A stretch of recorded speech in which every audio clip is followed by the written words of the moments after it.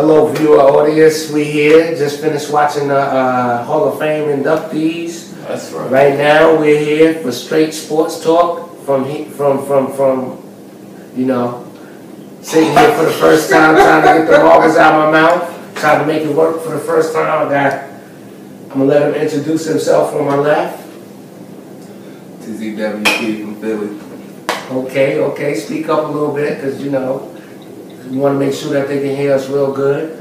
My name is the DRE, all day, every day Dre. Sports is what I do. I'm 40 Craig, just hanging out. I'm going to give you a different sports opinion about everything, just to look at a different point of view. Okay. We behind the scenes, we got, you know, Will the Thrill. I ain't gonna give him Q-tip. Will the Thrill. and here we are. And like I said, we just watched the Hall of Fame induction. Great 2011 class. Great class. What? Great class. Two first ballot Hall of Famers, Dion and Marshall. And just going to give you a little bit of feedback in terms of what we saw tonight and some comments based on the emotions. And if I start off with emotions, it's going to start off with Shannon Sharpe. What did you learn about Shannon? Well, I would say this: Shannon Sharpe was quite eloquent, considering he loved to talk. He got his message across in a fairly decent amount of time. I don't really want to out-Marshall Falk, but his response was his time was way too long to be thanking all those folks. What you said about Deacon Jones? What did Deacon Jones try to tell him beforehand? Deacon Jones was on NFL Network, and he was basically saying, "Look, Marshall, you cannot thank every single person that you ever ran across that may have helped you." What kind of speech would that be? But he did it, right? Yeah. He did it. Yeah, I think that was his exercise of his toughness and his mentality of saying, "I'm going to do what I want to do." Just because I heard the ninth ward, New Orleans. Yeah. But get back to Shannon Sharpe.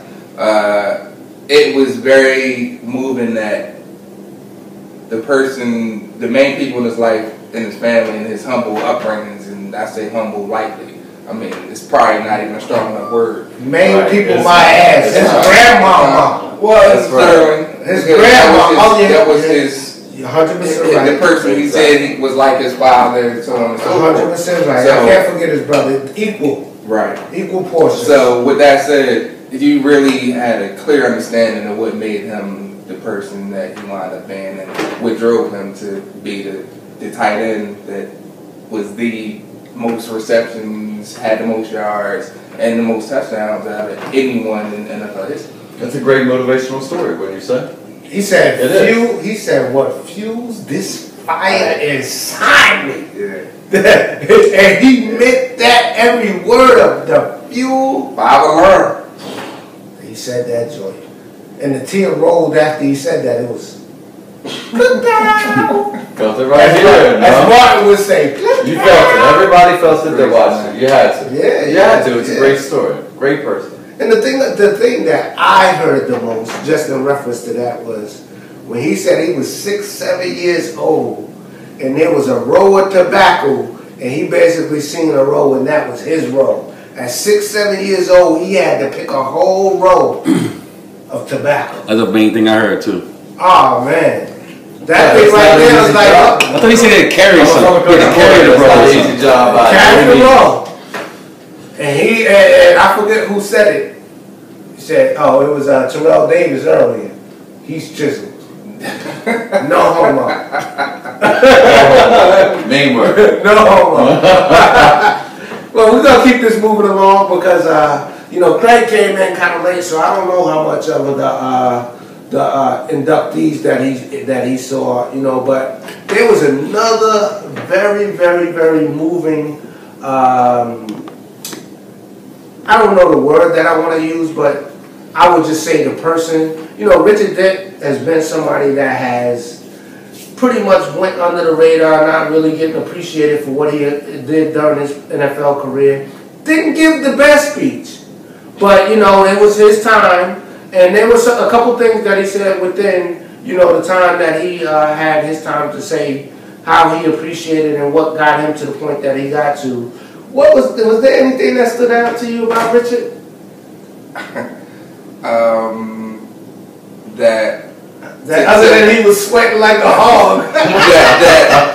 that wasn't gonna say it, but yes.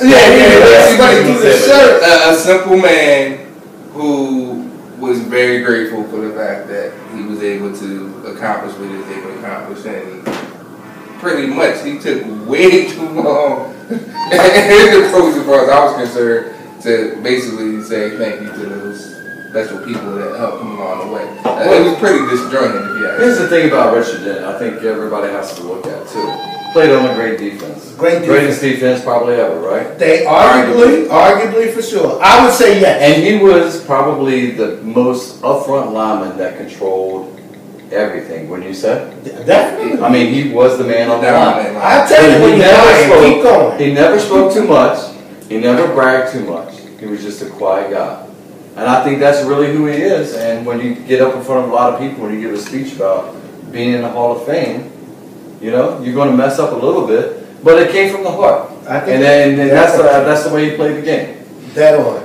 Well, I think we're getting to the point where we just want to end the segment because we can't talk about each and every. I really would like to get to prime time, but I just want to throw something out there that's just going to give pause and get some response for the audience that's out there.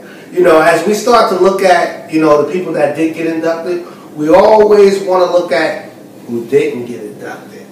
And my biggest question to you all out there would be who that's currently not in the Hall of Fame but eligible deserves to be there the most. Ooh.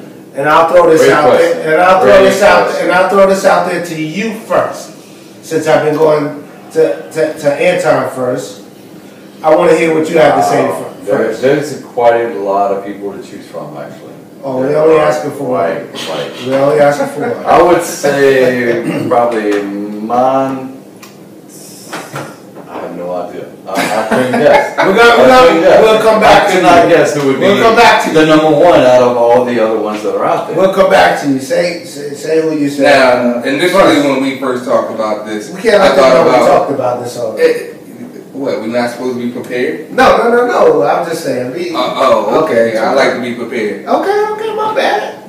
Chris Carter is the first person that came to mind. All he did was score a touchdown. That's all he did, but he was also, when he was done, had the second most receptions of any player behind Jerry Rice, second in yards as well. How do you not have Chris Carter be a first ballot Hall of Fame? That is true.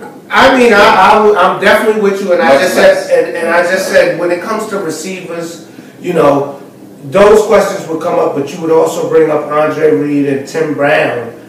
And I don't know if Tim Brown really gets up there. Well, I mean, I'm just saying the people that are in the category. But the person that I would basically say would leapfrog that anyway would be Charles Haley. We're talking about somebody who basically dominated the game and dominated position as well.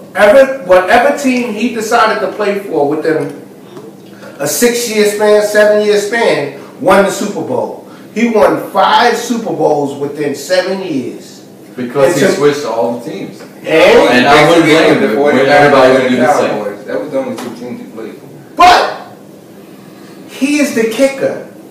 I did a little research just to figure out why maybe he may not be a Hall of Famer. Tell us straight. If you Google Charles Haley, you will see maybe 4th or 5th on the list something about masturbation. How he, get this, would masturbate in front of his teammates. And reportedly went as far as pulling his Who does that? Out in front of Joe Montana. And if anything put it in his face. Put it in his face. And what strikes me the most is if you do that to Joe Montana, he is definitely pulling strings for the rest of his life to make sure he's nowhere in the building with his bust. And what can you say? No. Hold on. Exactly. And here's to you next time. Here you are on Straight Sports Talk, and we are out of here. Natty